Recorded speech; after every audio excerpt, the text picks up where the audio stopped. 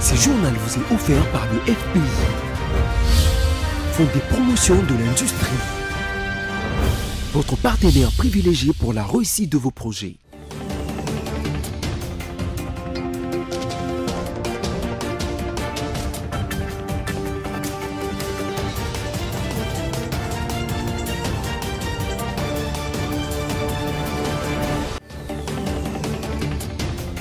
Mesdames, Messieurs, bienvenue à tous à cette édition rétrospective. Voici son sommaire.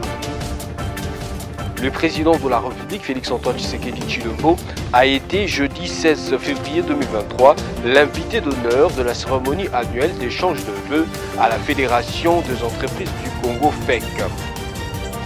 Et puis la Commission électorale nationale indépendante CENI a lancé de façon spéciale au cours de cette semaine finissante l'opération d'enrôlement et identification des électeurs à la prison militaire d'Ondolo à Kinshasa. C'est sous les thèmes radio et paix qu'a été célébrée la journée internationale de la radio au cours de cette semaine.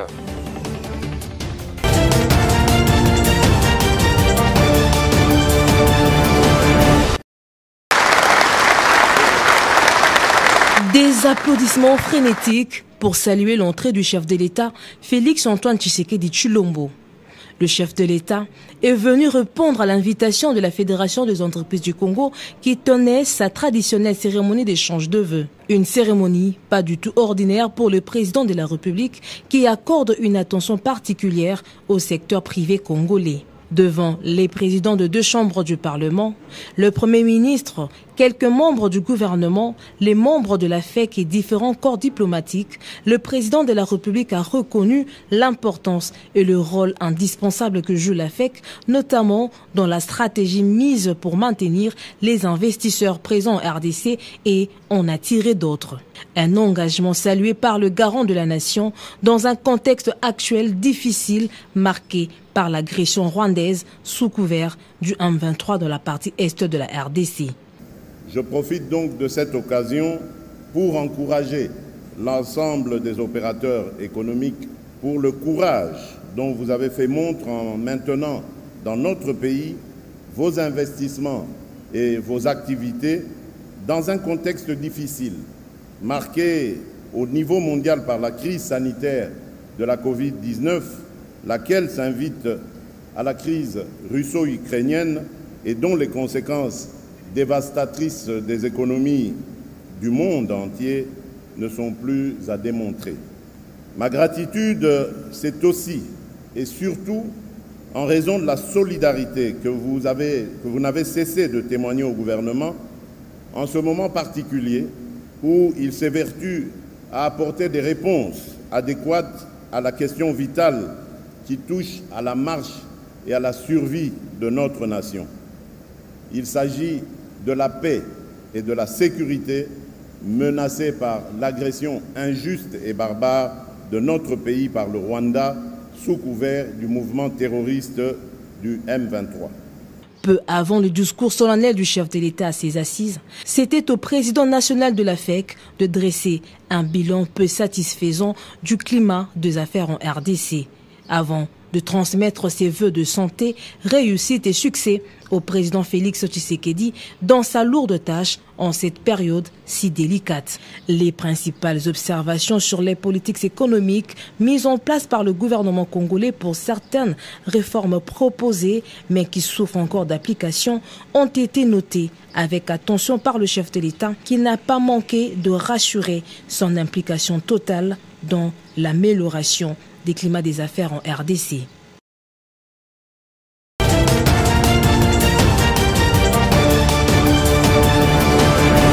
Les conclusions de la réunion des chefs d'état-major de l'EAC continuent à faire réagir les Congolais.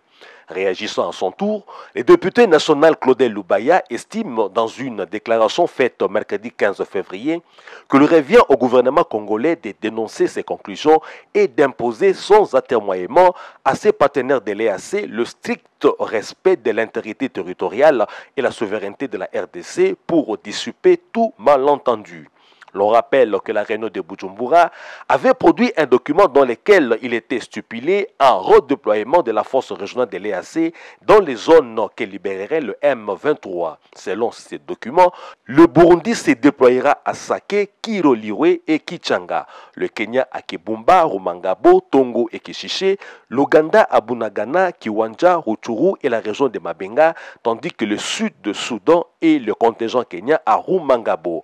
On rappelle également que dans sa réaction au document au terme de la réunion de Bujumbura, le vice-premier ministre et ministre des Affaires étrangères Christophe Lutondola, au nom du gouvernement congolais, avait déclaré que la RDC analyserait les recommandations des chefs d'état-major de l'EAC avant de se prononcer. En outre, Christophe Lutondola avait rassuré qu'au cas contraire, il reviendrait au gouvernement de tirer toutes les conséquences au nom du souverain primaire en se désengageant définitivement de l'EAC dont les ambitions à peine voilées des pays membres menacent gravement l'intégrité territoriale et la souveraineté de notre pays.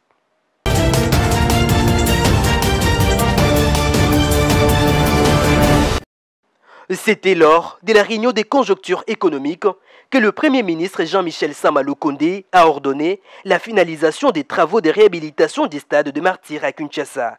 À titre exceptionnel, le ministre du Sport Serge Nkonde y a été invité pour présenter les dossiers relatifs à l'homologation des stades des martyrs par la Confédération africaine de football.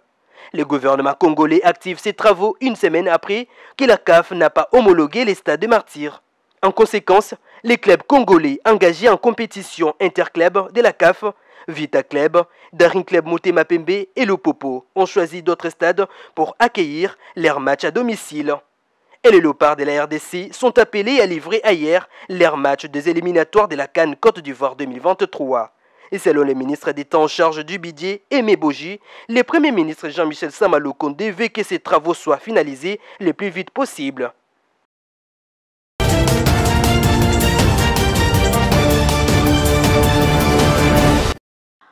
C'est après la signature de la convention entre le ministre de l'intégration régionale, Didier Mazenga, et l'administrateur de l'Organisation internationale de la francophonie, Geoffroy Montpetit, que près de 30 volontaires régionaux ont été mis à la disposition des 9e Jeux de la francophonie. Ont aussi pris part à cette cérémonie la directrice du comité international des Jeux, Zeina Mina, et les directeurs nationaux du comité Isidore Kwanja, et aussi une centaine d'étudiants venus des différentes universités de Kinshasa, comme cette cérémonie a coïncidé avec l'annonce de la campagne de recrutement des jeunes bénévoles sur le plan national. Dans son adresse, l'administrateur de l'OIF a martelé sur la place de choix qu'occupent les jeunes dans cette organisation. À son tour, le ministre de l'intégration régionale réitère encore la volonté et la détermination du gouvernement congolais à tout mettre en œuvre pour organiser les meilleurs jeux dignes de ce grand pays en vue de matérialiser la volonté exprimée par le chef de l'État, Félix-Antoine Tshisekedi.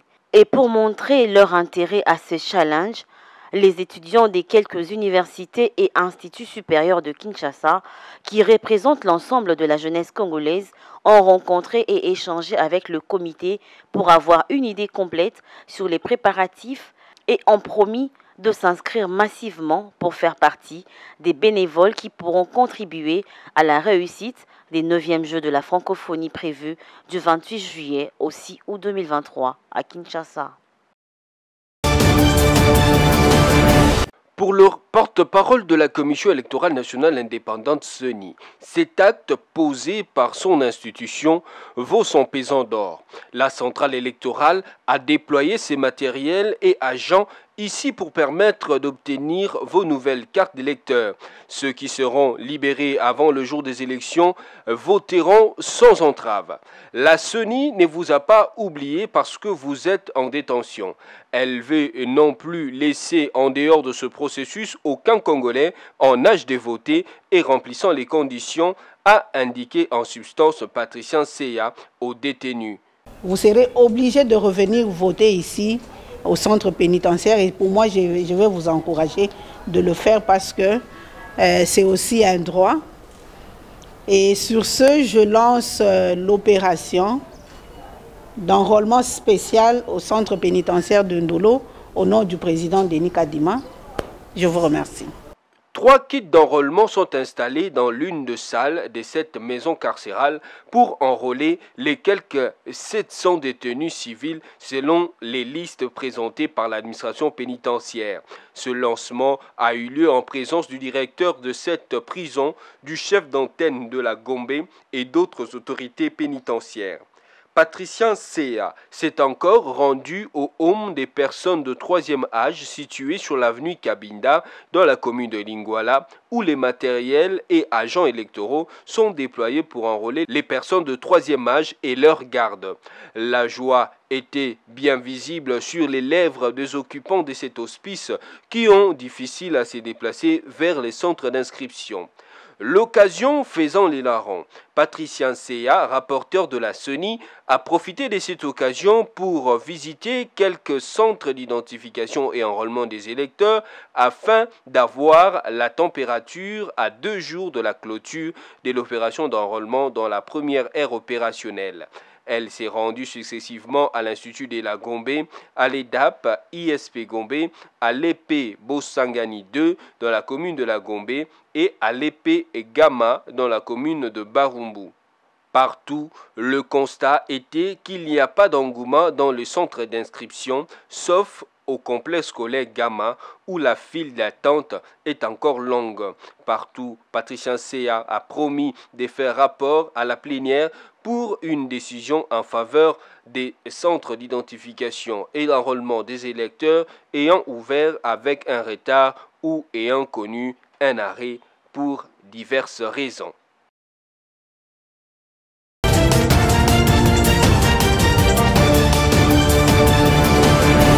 Certes, les faits s'apparentent à une insolite, pourtant vraie. Ce sont des organisations féminines en collaboration avec la Commission électorale nationale indépendante CENI qui ont honoré cette femme qualifiée de brave en l'encourageant ainsi à persévérer davantage. La cérémonie de remise de ce prix a eu lieu au siège du secrétariat exécutif provincial de Kinshasa. Sylvie Birembano, questeur adjoint et représentante personnelle du président Denis Kadima, a présidé cette activité méritoire. Ce principe managérial de l'actuelle équipe de la CENI dirigée par son président, son Excellence M. Denis Kadima Kazadi, vise l'intégrité électorale, surtout de ses cadres et agents. Cependant, pour encourager son personnel opérationnel à rester dans cette vision, dans l'exécution des attributions de tout un chacun, aujourd'hui, l'autorité de la CENI a voulu récompenser l'un de son personnel temporaire qui s'est distingué parmi tant d'autres. Et je suis très fière que ce soit une dame qui s'est distinguée parmi tous les agents électoraux. En cette date du 13 février 2023, au nom du président de la CENI. Pour sa part, le secrétaire exécutif provincial de la CENI, Anne-Marie Mukwayanzo, a commencé par circonscrire le cadre de cette cérémonie et l'acte de bravoure d'un agent électoral qui a bravé la corruption jusqu'à subir des humiliations. Pour la petite histoire, Rachel, préposée polyvalente dans un centre d'identification et enrôlement des électeurs dans la commune de Ngaba, a été violentée par les éléments commis à la sécurité du dit centre en connivence avec les autres membres pour s'être opposés au monnayage dans la gestion de la file d'attente. Faïda Mwangiloa, ministre honoraire, a invité la CENI à continuer d'encourager les femmes et hommes qui se distinguent dans l'accomplissement de leurs tâches au quotidien. C'était bien avant de remettre le certificat d'honneur et des mérites à Rachel Lukasa Bongela, qui a fait preuve d'intégrité et de courage exceptionnel pour s'opposer à tous ses collègues et agents de l'ordre en respectant les procédures de la Commission électorale nationale indépendante.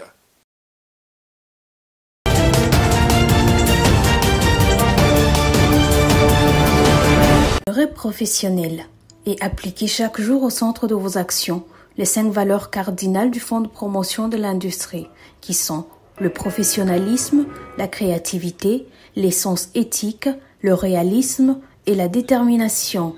Voilà les rappels à l'ordre du management du FPI aux agents et cadres en cette cérémonie d'échange de vœux, clairement très déterminé à remplir la lourde charge lui confiée par le président de la République et chef de l'État Félix Tshisekedi, à les nommant à la tête du FPI depuis septembre 2022. Bertin Mudimou Tshisekedi a déclaré lors de son discours retraçant le bilan 2022 et la projection pour 2023 que l'année qui commence est une année des grands défis et des enjeux. Pour assurer la promotion de l'industrie locale, le numéro 1 du FPI a saisi l'occasion pour appeler les agents et les cadres à un travail d'équipe, mais également à une harmonie sociale. Bertin Mudimou veut travailler dans un environnement où la collaboration est au bon fixe avec les personnels, à qui il promet également équité et régularisation de certains litiges. L'année 2023 est donc une année de grands défis et de grands enjeux. À ce sujet, le Fonds de promotion de l'industrie doit jouer un rôle clé dans la concrétisation de la vision du chef de l'État en assurant la promotion de l'industrie locale.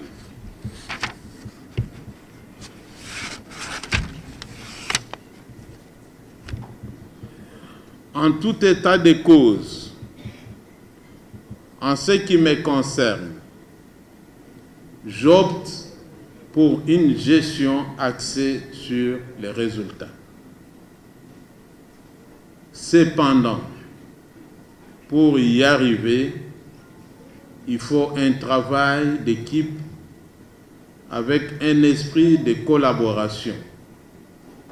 C'est dans ce cadre que la direction générale vient de signer des contrats de performance avec certaines directions liées directement à l'exploitation en vue d'atteindre les objectifs que nous nous sommes assignés.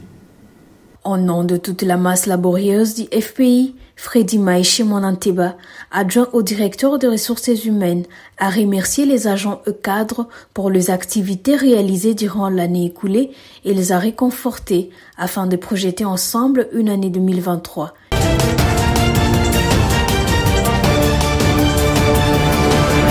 Le vendredi 10 février 2023 restera une journée inoubliable dans les annales du Fonds de promotion de l'industrie, FPI. Le pourquoi? Les premiers panneaux de la centrale photovoltaïque de Chipuka, à une vingtaine de kilomètres de la ville de Mbuji-Mayi, devront produire 10 MW pour alimenter la ville de Mbuji-Mayi en énergie électrique la journée, avec une possibilité de produire 5 MW la nuit, ont été posés. Le parcours a été parsemé de beaucoup d'embûches jusqu'à rendre plus d'un observateur sceptique quant à la matérialisation de ce projet. Mais grâce à la détermination et l'abnégation du Fonds de promotion de l'industrie, le FPI, qui est le bailleur de fonds du projet, mais aussi avec l'engagement du groupement Assam Alan Pejesco, l'entreprise égyptienne qui exécute les travaux, ainsi que de Grants International, l'entreprise kosovare qui est le bureau de contrôle, surveillance et suivi des travaux. Le challenge est en train d'être remporté haut la main. Comme vous pouvez le constater, cette centrale photovoltaïque prévue sur une superficie de 80 hectares commence à se dessiner sur le plateau de Chipuka. Sur le plan descriptif, la plateforme va accueillir 255 tables réparties en 2 blocs, soit 128 tables dans le bloc gauche et 127 tables dans le bloc droit.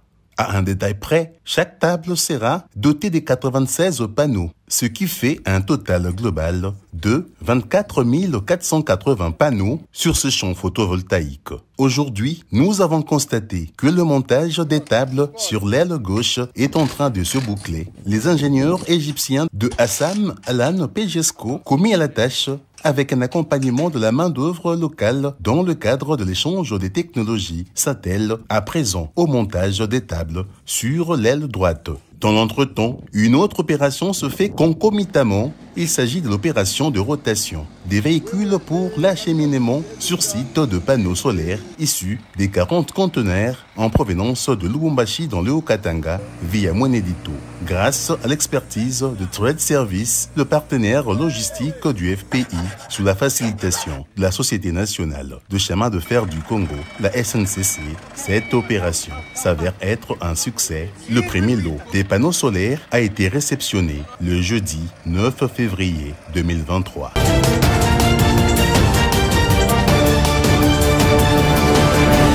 Tu connais déjà les dossiers, non? Enlevez-moi ça. Ces travaux donnent totalement raison à la démarche initiée par le ministre de l'EPST, Tony Mwaba, qui tient à la fiabilisation des listes de paie de la prime d'encadrement des agents des services centraux. Hein? Vous allez dire ça? Dites ce que vous êtes en train de dire là. Quels sont les documents d'affectation? 48 heures de travaux intenses et le résultat s'est fait déjà ressentir. On a fait un rapport conséquent par rapport à ça. C'est mardi, c'est le dernier virage. Autour de Madame le secrétaire général à la PST, Christine Nepa, les directeurs chefs des services, pour certifier les listes de leur direction. Et on doit régulariser leur situation avec un document. Juste après, un rapport sera déposé auprès de l'autorité des tutelles, mis ensemble à celui fait par les auditeurs afin de déboucher sur un effectif fiable. Déjà, il s'observe de nombreux cas des irrégularités, notamment des décès, des absences prolongées, les démissions et bien d'autres. Ces rapports voulus par le ministre Tony Mwaba permettra aussi à l'administration de son ministère d'actualiser des données de son personnel, ce qui n'a jamais été fait depuis plusieurs années.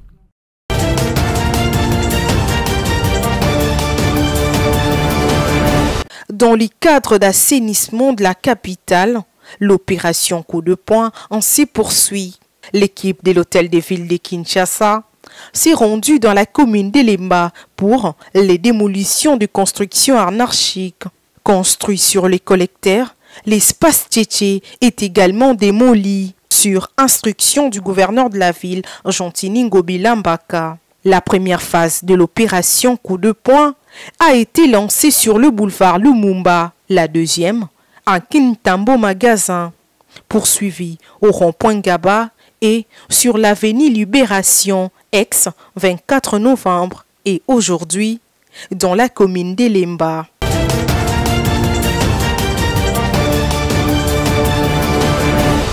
babiso bazwaka leta bazwaka bango place asuni tandi moko boye abina chima place ça tongi je leta déjà to bitango boki bango boki mofani bokuti moninga zalaka ena ba mbongo musu ya bafata janko normalement zaka ndongo na ono kozwa pa kolonga bango place ya fo leta abongisela bango place o leta pesi bango la place ya ba place za ba bar reculer moko boye moni ba le reculer mo leta moko azwaka déjà place ya bongisi déjà atu banda ko za bien kuna bango na wanda mambongo pesi la bango ça mais quand on a boye ko pesi bango ba ko luka eza plan normal c'est ça malamu ko pamusu déjà ba botami déjà wana ba polisi bana ba kolongwa ba mbongo na maboko ya malongo eza de ta ndenge tuzo kufana kacha na Kinshasa l'image de l'autorité de l'État.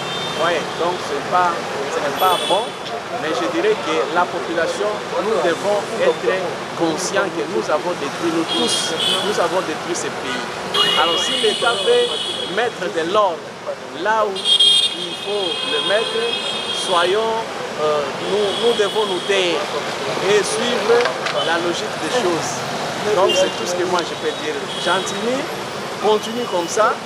Et ce n'est pas seulement Jantini, parce que Jantini va passer, mais l'État doit continuer ces mesures-là.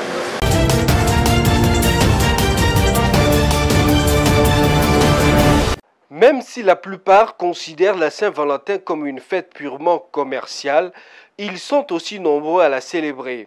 Dans différents coins à travers le monde, des fleurs, des chocolats, des invitations au restaurant, des déclarations d'amour ou des petits cadeaux sont offerts par les amoureux. Et si l'opinion congolaise concernant cette fête est ambiguë, c'est parce que son origine reste floue.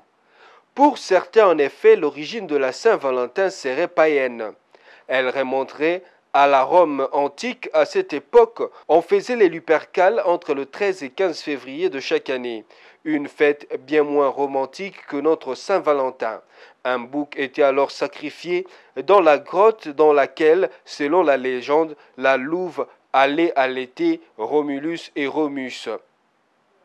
D'autres affirment que nous devons la Saint-Valentin à un martyr de l'Église catholique, Valentinus. Cette fête qu'aujourd'hui nombreux considèrent comme une fête des amoureux est pourtant un véritable coutume depuis le Moyen-Âge. Des processions sont même organisées pour célébrer les amoureux et de parties de cache-cache entre célibataires sont destinées à permettre à chacun de trouver l'âme sœur. À partir du 19e siècle, la pratique de l'échange de petits mots d'amour se développe et les valentines, cartes portant de mots doux, devient les symboles de la Saint-Valentin. En République démocratique du Congo, chaque 14 février, dans la soirée, la plupart sont habillés en rouge-noir, main dans la main, avec de fleurs, d'autres dans des débuts de boissons ou encore au restaurant pour s'échanger des mots doux, faire des projections pour l'avenir, pour que l'amour demeure éternel.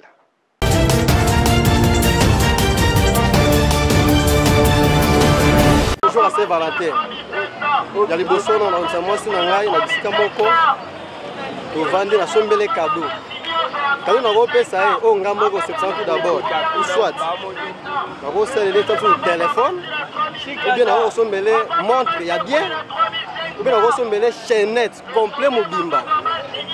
Ou bien on va mêler fleurs rose. La signe amour. Voilà c'est longa. Parce que maman azali liboko recherche ya mobali. C'est-à-dire nazo kotia makambo nyonso kitoko ya kosombela mwa elamba bien ya kosala ba surprise mais ba surprise wana ya zoyeba te mais ntango amoni yango akosepela na nga koleka même libanda bima te aza toujours na kati c'est-à-dire yango moni ngai na Saint-Valentin en tout cas na kotaka toujours mama na nga puisque mama na nga azaka mama na nga cadeau na moni ke na kopesa mpona moi c'est ngezaka ke nasala oposa mutema ne boti soit lamba ndenge ba c'était soit sac soit pas passer non bango ndebo moi ça la teke nasala oposa posa mutema moi c'est nasala posa posa mutema moi c'est na oza posa mutema na ngapo. Les plus beaux cadeaux, oui, les habits, on les achète chaque jour, les téléphones, on les donne chaque fois, mais les plus beaux cadeaux que je peux faire, quand moi je suis déjà marié à ma femme, c'est renouveler les engagements que j'ai pris avec ma femme. Ah, pour le cadeau de Saint-Valentin. Ok. Bon, comme moi j'aime ma femme, donc, je peux la donner tout ce que j'ai. Hein. Bon, par exemple, comme moi j'aime manger trop, je peux même l'offrir la nourriture, ce qu'elle aime.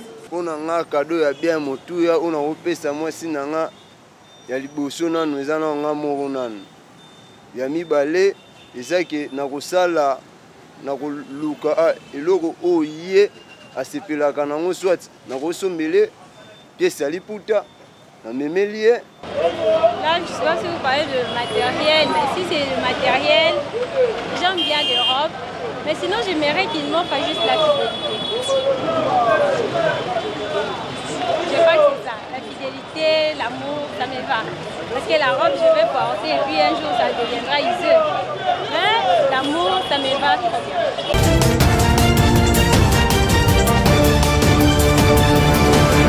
Célébrer dans le monde entier le 13 février de chaque année la journée mondiale de la radio qui met en relief l'émission des radios ces 2 dernières décennies.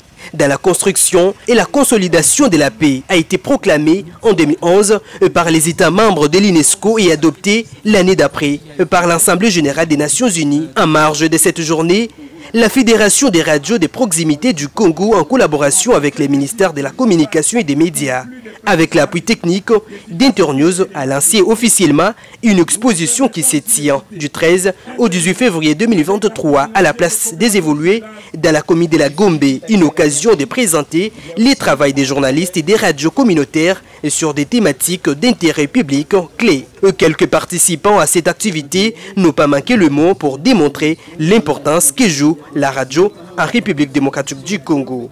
Vous savez qu'on parle beaucoup des discours de discrimination, des discours de haine.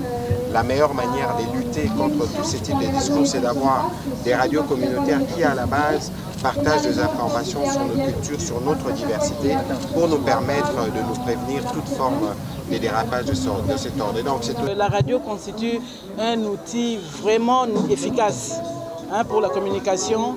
On vient de le dire ici, tous les discours qui ont été prononcés, on a insisté sur le rôle qui est vraiment primordial de la radio en ce qui concerne de toucher facilement les populations partout où ils se trouvent. C'est-à-dire nos populations, même celles reculées, qui peuvent avoir beaucoup de mal pour avoir la télévision, mais la radio vient faciliter en tout cas la tâche pour que nos populations soient informées, nos populations soient sensibilisées sur les questions qui touchent la communauté. Signalons par ailleurs que cette 12e édition est célébrée sous le thème générique Radio et paix, un thème qui nous rappelle la mission et les œuvres de prévention des conflits, de la gestion et du maintien de la paix à l'est de la République démocratique du Congo.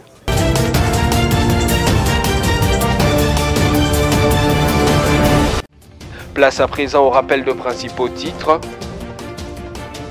Le président de la République, Félix-Antoine Tshisekedi Tshilombo, a été jeudi 16 février 2023 l'invité d'honneur de la cérémonie annuelle d'échange de vœux à la Fédération des entreprises du Congo, FEC. Et puis la Commission électorale nationale indépendante, CENI, a lancé de façon spéciale au cours de cette semaine finissante l'opération d'enrôlement et identification des électeurs à la prison militaire d'Ondolo à Kinshasa. C'est sous les thèmes radio et paix qu'a été célébrée la journée internationale de la radio au cours de cette semaine. Voilà tout pour cette édition rétrospective. Merci de l'avoir religieusement suivi et surtout bon week-end chez vous.